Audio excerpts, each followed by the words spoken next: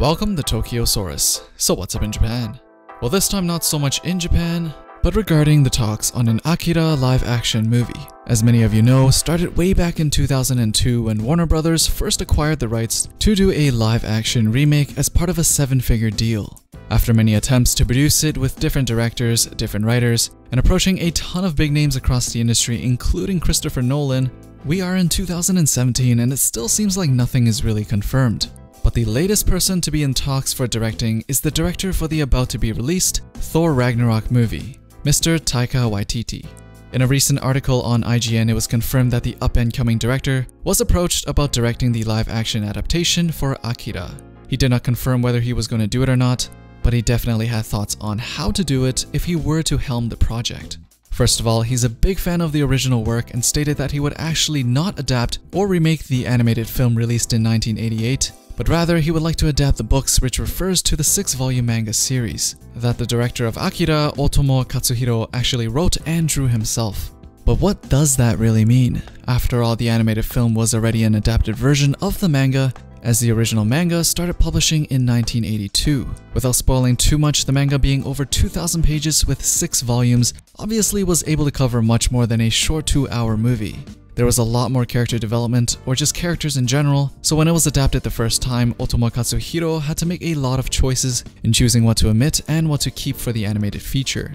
And it seems like Taika Waititi here just has a different set of things he wants to omit and keep from the manga for his adaptation of Akira if he were to do it.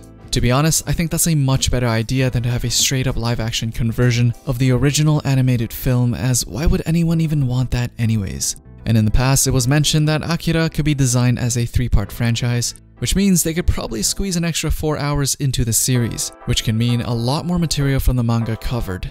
It is generally agreed upon that the manga is a masterpiece. Even though the animated feature wasn't too shabby, it only captured a glimpse of the world of Akira.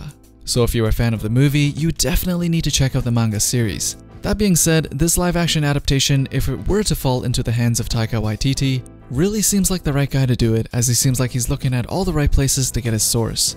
Taika Waititi also mentioned if he does end up directing Akira, he would definitely cast Asian leads, and he thinks that Asian teenagers would be the best way to do it. He would be looking for unfound, untapped Asian talent for the roles in a live-action Akira adaptation, rather than known Hollywood names, so that's another huge plus in my books. Back in 2011, we almost had an Akira adaptation with Kristen Stewart, Dane DeHaan, and Garrett Hedlund. But it obviously didn't happen. 6 years later, we are in talks with someone determined to get a full Asian cast, along with a focus on using the original source material, who also happens to be a super big fan himself. I think although many of us are turned off by the number of failed live-action adaptations so far, for this one, at least if he ends up doing it, is sounding the most promising so far out of all the ones we're about to get and the ones we've gotten. Anyways, what do you guys think of Taika Waititi's choices for a live-action adaptation of Akira if he ends up doing it? As usual, let me know down in the comments below. Don't forget to drop a thumbs up, stay subscribed if you want to be updated with the latest that's going on in Japan, and I'll see you guys in the next one.